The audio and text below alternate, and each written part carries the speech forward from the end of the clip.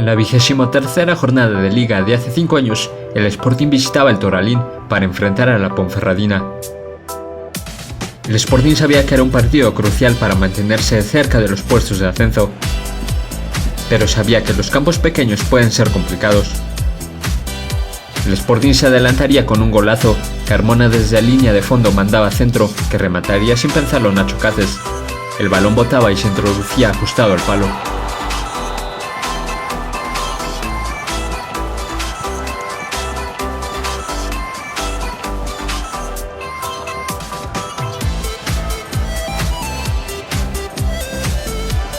Conforme pasaban los minutos, la Ponferradina empezaba a tener claras oportunidades para empatar, pero Pichu volvía a responder por el equipo con buenas intervenciones.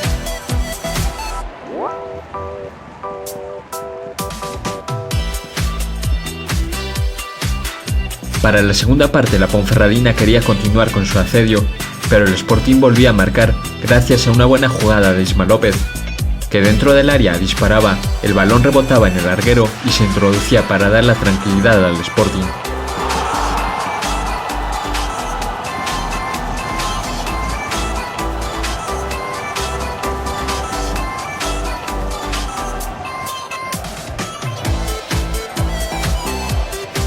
Solo unos minutos después, el Sporting pudo agrandar el resultado tras un error de Kepa y la defensa, pero el metabasco logró reaccionar para despejar sobre la línea. Los últimos minutos de partido, los del Bierzo se lanzaban al ataque, pero el Sporting se mantenía firme y resistía el asedio local, para al final llevarse los 3 puntos y situarse en la tercera plaza con los mismos puntos que el segundo clasificado.